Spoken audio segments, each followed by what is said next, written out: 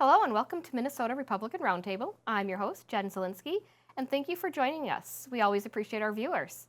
Well, we know that we're deep in the heart of the 2024 election and every single vote counts. With us tonight, we have two great people to talk about getting out that vote. Lor Xiong and Rick Aguilar, welcome to the show. Well, thank you. Thank you for having us. And it's great to always have just that different voice, different opinion. Get out the vote is really important. May, tell us about yourself. Yes, well, thanks, Jan, for having us tonight. My name is Lor Xiong, and I chair the Asian American Republican of Minnesota here, and I'm also running for U.S. Congress in the Congressional 4th District. That's amazing. Thank you. You sound like a really busy woman there. It keeps me on my toe. Absolutely. And Rick, welcome to the show. You've thanks, actually Jen. returning. I'm reminded I was here in 2016 before the election. So here I am before another election. Great being on the show. I'm a small business owner based in St. Paul, Minnesota. And I'm currently the chair of the Hispanic Republican Assembly of Minnesota. And by the way, we're celebrating our 20th anniversary. We're an affiliate of the Republican Party. You guys have been around for that long. Yeah, in 2004, when we first started the group, we were part of the Viva Bush campaign, which is probably one of the most successful Republican campaigns in a recent history. Mm-hmm. And we were able to get 48% of the Latino vote. And of course, Bush 43 ended up winning Florida by some close margins, I guess. So happy to be here with you. And I'm happy that you're back and returning. Let's talk about affiliates. Sometimes Republican voters or activists, they hear affiliates and they think, are we separating people into, are we using identity politics? Rick, do you want to talk about that for a moment? Well, I think people are confused about what an affiliate is. And I think the strategy for the Republican Party was, how do we do outreach and to two significant groups, by the way. I mean, the Twin Cities is no longer a majority white population. These are swing votes. You know, May and I represent swing votes. We win with Latino and Asian votes. And I believe our numbers back in 2022 show that. But so the Republican Party said, how do we start organizing and getting involved with the Latinos? And they thought maybe as an affiliate, well, we can pinpoint the fact we're working with the Latinos. I think that's a good way to go, and I agreed with them. I think this is good. This identity politics, I think that's an old Republican attitude. These are new days now where majorities of populations are minorities. So, it's tipped upside down. So we have to move forward. So we've been very fortunate with Hispanics in here in the cities. I believe in 2022, we got 38% of 125,000 Latino votes. 38%, imagine. We're getting close to that 50%. And in May, I think you could talk a little bit about the Asian American. Yeah, Asian American vote. May, what has been your experience with being an affiliate and being part of the Republican Party? Well, I think it's been very positive. As a congressional candidate 2 years ago, we were able to go into some of the blue areas and St. Paul and all over District 4 to reach out to especially minority groups. And what we have done is we go to each group and we just ask them about their concerns and some of the issues. And what we do is we collect all these issues, and we realize we're all worried about the same things, like crime, education, and inflation.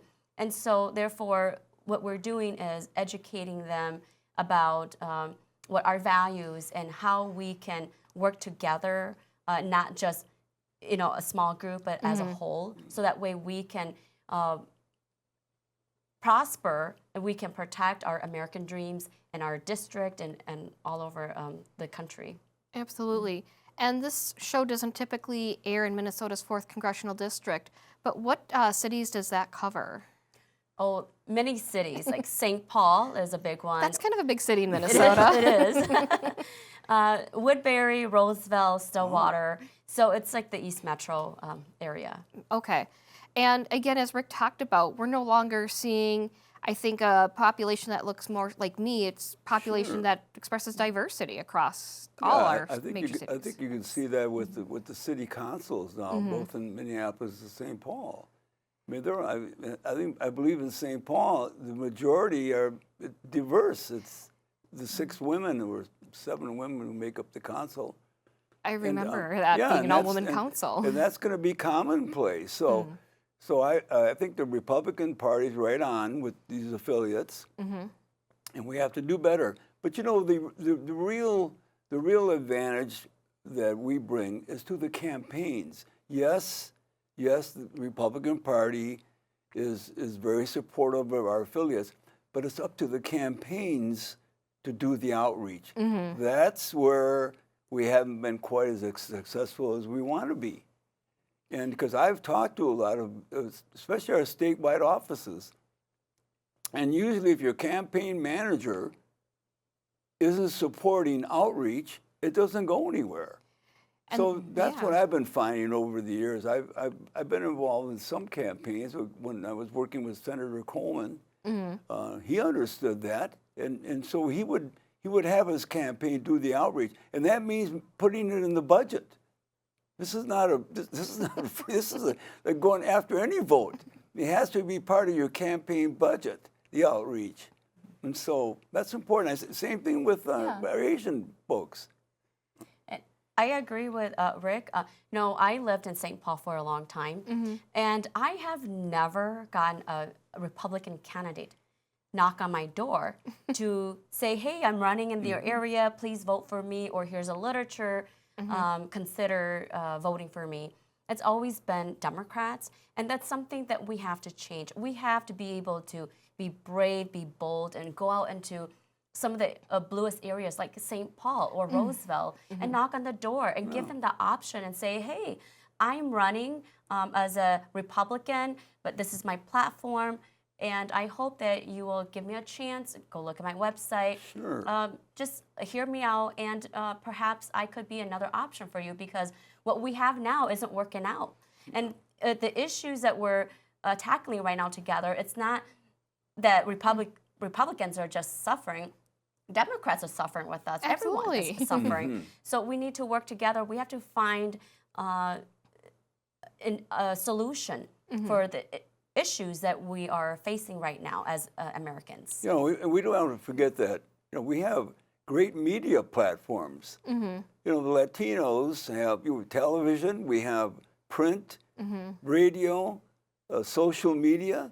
You know, this isn't somewhere where you have to reinvent that. That's already there. And by the way, Latinos average 2 hours more on social media than the general market. These are people that are listening to radio. Getting up in the morning, during the day, and the evening. These are radio lovers. And the same thing with print. I know print might be obsolete, but not with these folks. Not yet. Same thing with the Asian community. They have that media platform.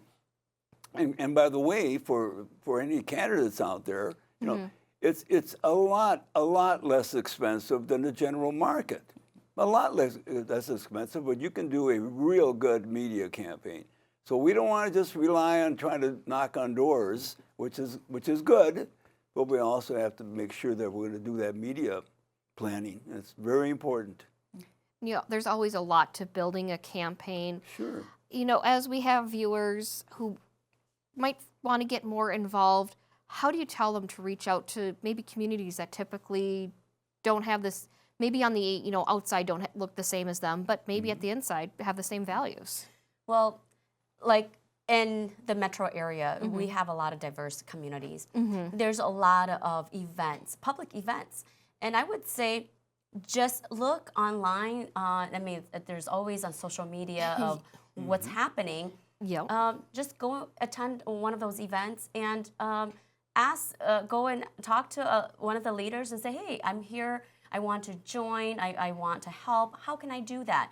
I think that we have to first approach them get ourselves involved in the community and let them know that we want to get to know them. In order for us to build that relationship, and it has to be done outside of the election cycle too. We can't just go during election cycle and say, "Hey, I'm here. I want you to vote for me. I want to get involved." But so that doesn't seem genuine as when you do it outside the election cycle and say, "There's an event I want to attend. I want to get to know who these people are, and I want to build that relationship." And once you build that relationship with them, then you can talk about the policies and value that we share and that we align with each other, and then get them into our party. But it has to be genuine, and you have to make an effort to be part of that group. I think the party's changing too, Jen. Let's take a look at this last state convention.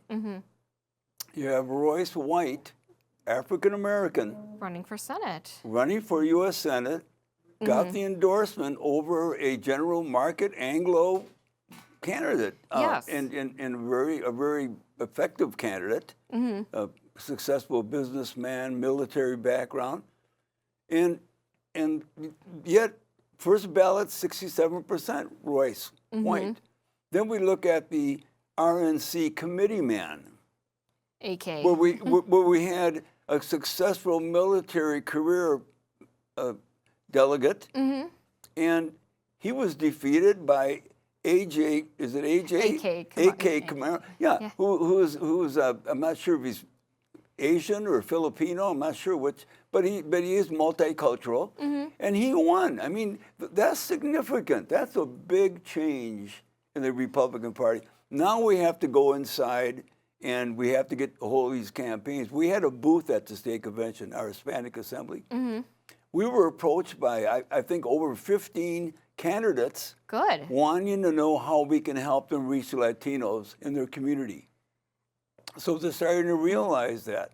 And that's the beginning. And so, we're telling them we can help you by helping you with your media plan. How do you put that together? If you want to do something in Spanish, we can help you connect with the radio station, the TV, the print. I'm out meeting and talking to those people again. So same thing with the Asian. I think May has spoken about that. May, you could maybe talk about that. Yeah, I mean, there's new Hmong Times that focus on the Hmong community. We also have like Hmong TV channels that they can go, and it's always free to go and get an interview with them, so that way they can reach out to the Hmong community. We have like the Quran community also in St. Paul. I mean, they're a growing community, so we can't. And they're also a new community. A lot of times people are like, who are the Karens? And they're a small group of minority from Myanmar that they're growing. I mean, right now I'm thinking about 30,000, 40,000 that are in the Twin Cities. And they're so new to this country where when I met them 2 years ago with some of the leaders, and they're like, we don't know anything about the government system in America. So this is our chance to go and educate them how the government works in this country, and really talk about our platforms, our values, and let them know how our values benefits them more than the Democrats. Because right now they're new, they don't understand, and this is our opportunity to help this community understand how politics work in this country. Yeah, another thing, Jen, I think that we share along with our Asian friends is our love of family. And I'll give you a very important example. About 70% of all Latinos who live in Minnesota, they have connections or family in Texas. Okay. And they're talking to them every week. And what's happening in Texas? Well, Latinos are voting Republican. So as they're talking to their uncles, their cousins, their brothers, or whoever it may be, their family, they're talking politics. And the folks in Texas are telling our people in Minnesota, vote Republican. We're turning this thing around. We're leaving the Democrat Party. They're leaving all that progressive movement. And I think Mays, where you have your family clans, whatever. I think that's what they're called. Yes. Same thing. I think that's happening. Yeah. You brought up a really good point because as a realtor, I remember first time trying to go out there and get clients, and they always say, well, there's going to be 99 no's and then one yes, and that's going to make the difference. And so as a candidate, you're kind of like that the sales person where you have to go out there and sell yourself and make hopefully that they will vote for you. And so even if you go into some of the very blue area and you feel very intimidated because you're like, oh my gosh, they're just going to reject me. They're going to say no to me. But let me tell you, if you go and knock on 99 doors and they say no to you, that one person that opened the door for you and say, yes, I will give you a chance and I will vote for you, guess what? That person might have 40 or 50 cousins that he or she will spread the message, and then they might vote for you.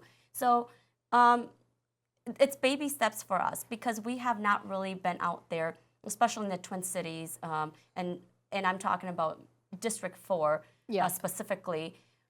We don't go out there and knock on doors and like Eastside St. Paul or Frogtown or Roseville because we're too scared. We feel intimidated.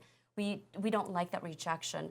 But I mean, this is a time where we have to go and make sure that every voter has access to our message and give them a chance to vote for us, to hear about our platform. And even if we get 4 or 5 votes or 4 or 5 people to say, okay, I'll give you a chance, that's victory. That's victory for us. Every vote counts. And well, sure. Yeah. I mean, we're seeing right now in the polling, Minnesota's in play. It is. Well, good, because, again, Trump's getting the outstate vote by a good percentage. I saw like 20%. Yes. Okay? But it's the urban vote again. So our battleground is going to be, from now on, the Republican Party. It's the Twin City metro area. We got to win 30%. How do we get our share? We get our share by taking 38% of the Latino vote and making that 50%. And taking 26% of the Asian and getting it up to 40, 45. And we can do that, but we have to, we have to do it the old-fashioned way. We have to do the media. We have to do the budgeting. We have to do the planning. Rick, we were talking offline. We've seen that increase in percentage of voters among Latino and Asian voters. It's gone up. It has. I mean, this isn't, and this is something where if you've seen the polling for Latinos, the Democrats aren't denying it. Usually they'll say that's bad polling. No, they're not denying the polling. They were talking about on CNN. Yeah. In fact, kind of a coincidence. I was at a meeting and CNN and Espanol was doing a presentation. So I thought, well, they're going to say probably that Biden's winning and so on and so on. No. And by the way, these were millennials doing the reporting for CNN Espanol. And they said, no, Trump's winning. And one of the things that's happening is the Democrats and the progressive movement, they're trying to change the names or the gender names for Latinos. And they want to use Latinx or Latine or whatever, all these ridiculous terms. And 97% of Latinos in the country are saying, no, we are Latino and we are Latinas. And so that alone, just that Democrat mistake they're making, especially the progressive wing of their party, is right up the alley for us Republicans and Latinos, rejecting the Latinx. And so, this is what's happening. It's crazy. I feel that their policies are not working for of course. The Hispanic and the Asians. I mean, they're increasing taxes. Yeah. Well, they're like, we care about you, but we're increasing taxes. Well, it shows on their paychecks. It shows when you go to the grocery stores. I mean, it shows when, right now, a lot of the young families, they can't afford to buy homes because of the interest rate. So their policies, whatever they're doing right now, it's No. not working. And they want change. And that's why we see an increase in votes in the Asian community, in the Hispanic community. And so this year, I think that we are going to see even more voter turnout in the Asian community where they're going to be voting Republicans, because right now it's not working out for the community. And now, we've heard that Republicans are sometimes looked at as racist. We hear about the border security. When you encounter voters who say, hey, you know, Republicans don't accept me, they don't want me, how do you respond to that? Well, you know, if you're talking about the border, we recently did our Hispanic Assembly. We recently did a presentation to the Republican senior group. We're reporting that we talked about the top issues for Latinos. The border was number 6. Okay. Yeah, because you know inflation, you know your health, and all the other issues that we're facing now. But I think, and I've talked to a lot of Latinos about this the racist claim. It's not real. I mean, if you look at a Latino print, for instance, where we have several newspapers here, they're not getting. They wouldn't be a business without ads from the general market. There would be. So there's a lot of things that you know. I think that the Democrats are playing the race card. No, not to be. Republicans are great folks. I've been in the party for many, many years, and I'm about to tell you that Minnesota Republicans and Minnesotans in general, you know, they're not racist. I've gotten along with all my life. I've born and raised here, and it's a great place to live. But now we're getting pulled left with Walz and his administration and all this progressive, all these legislative issues that are bringing up. So I think we're on the right track. Good. I believe we are. Perfect. And now, as we wrap up, any last comments you want to say to anyone watching? How we can reach out to voters, how we can work with that? May I have you go first? Sure. Well, thank you. I feel like it's so important for us to engage voters and people into politics and understand about what issues that are important. Right now, my opponent is running on one single issue, and that's abortion. That has become a state issue. And right now, we're talking about inflation that's impacting families. We're talking about education. We need strong education for our kids because they're going to be our future leaders. Absolutely. And so we want people to get involved. We're encouraging people to go out and vote. We have the primary voting starting on Friday and then until like August 15. And so go out and vote. If you want more information, you can go to my website at may4mn.com Okay. To learn about my campaign, or just if you want to learn how to get involved with the Asian American Republican Minnesota, you can also go to my website, reach out to me. All my contact information will be there, and I'd be happy to talk to you and then get you involved. Okay. Well, same here. I think another site to go to is the Republican Party.